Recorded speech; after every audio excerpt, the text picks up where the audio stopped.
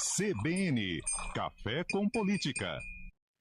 Bruno Silva, conectado aqui com a gente, bom dia. Olá, muito bom dia, Sandra, muito bom dia, Felipe Pereira e, claro, os nossos queridos ouvintes, tudo bem? Muito bom dia, Bruno. Tudo certo, e você? Tudo certinho, vamos que vamos, né? Estamos já quase no final da semana, ritmo mais de fim de ano também, mas a política ainda continua a toda, né? Isso. Os vereadores de Campinas aprovaram em votação inicial ontem à noite 2 projetos de lei que promovem alterações no Instituto de Previdência Social do município de Campinas, o CAMPREV. As 2 proposições ainda precisam ser aprovadas em plenário em segunda votação, que está prevista para acontecer hoje, porque nesse momento acontece, inclusive, reuniões extraordinárias e depois, enfim, precisa ser ainda sancionada pelo prefeito. Só para a gente contextualizar aqui, Bruno, nos 2 casos votados ontem, votaram em contrário os vereadores que são da oposição, Gustavo Peta, do PCdoB, a Mariana Conte e Paulo Búfalo, do PSOL, os petistas Cecílio Santos, Guida Calisto e Paola Miguel. O primeiro projeto de lei desincorpora áreas de propriedade do município e transfere para a classe de bens e autoriza também a transferência para o Fundo de Investimento Imobiliário do CAMPREV. Um segundo promove mudanças na organização do Instituto. A principal delas determina um aumento do número dos membros titulares do Conselho de 12 para 14. A gente já tinha, inclusive, comentado sobre a entrada desse projeto na Câmara, né, de ter passado, a princípio, entrado para algumas pautas, mas que não tiveram quórum para votação, né, pegou aquele período, inclusive eleitoral, que algumas sessões não aconteceram por causa da falta mesmo desses vereadores. Então, 4 membros serão indicados, segundo a proposta, pelo Poder Executivo para essa recomposição, então, do Conselho, 2 indicados pelo prefeito mesmo, né? O último será um membro da sociedade civil convidado também pelo Poder Executivo e não pode, nesse caso, ser servidor público. Detalhe, em virtude aí das diversas manifestações dos parlamentares sobre os demais itens da pauta, que a sessão deveria ser encerrada até às 11, encerrou 10 para as 11, viu, Bruno? Não houve quórum para votar 14 dos 20 projetos previstos para a noite de ontem. Destes não votados, 2 entram, então, na análise de reunião extraordinária que acontece nesse momento, que é exatamente aí do CAMPREV, e os demais só na primeira sessão ordinária prevista para o dia 3 de fevereiro. Agora, o detalhe é realmente da sessão da Câmara de hoje, essa sessão extraordinária, que além desses projetos da CAMPREV que precisam passar em segunda votação, tem também outros itens, como o salário de alguns diretores de fundações, também de autarquias do município. Agora é curioso, isso está aqui no final do ano sendo aprovado ou discutido na Câmara, sendo que já entrou, né, na Câmara já há algum tempo. É alguma estratégia isso, Bruno? Eu não tenho a menor dúvida, Sandra, né? Reitero aquilo que já falei nesse espaço, né? A galera espera o apagar das luzes, como está todo mundo de calça curta, né? Como diz o português, claro. Todo mundo querendo muito mais chegar logo na ceia de Natal, sair de férias, ficar tranquilo lá. Aí o pessoal vem com esse pacote, até porque ficam um bom tempo de recesso, né, Sandra? Depois só voltam lá as atividades, retornam a hora que eles saírem em fevereiro do próximo ano.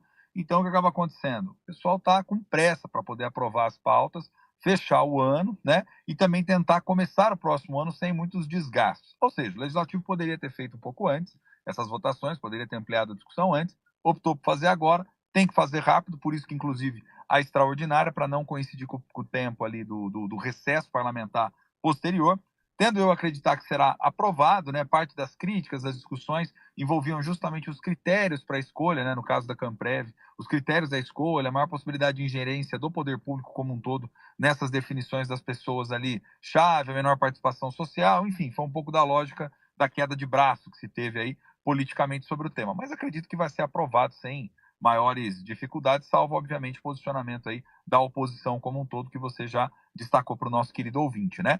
Mas eu não tenho a menor dúvida que é estratégia, é para poder aproveitar o final, fazer as aprovações, enquanto as pessoas estão menos de olho na política, estão menos concentradas, né?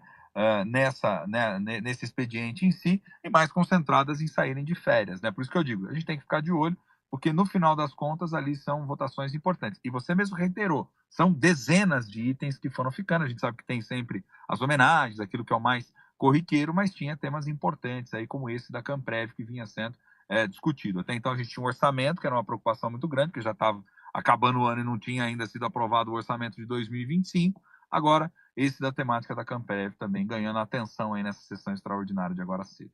E aí, como tem minoria da oposição, né, Bruno?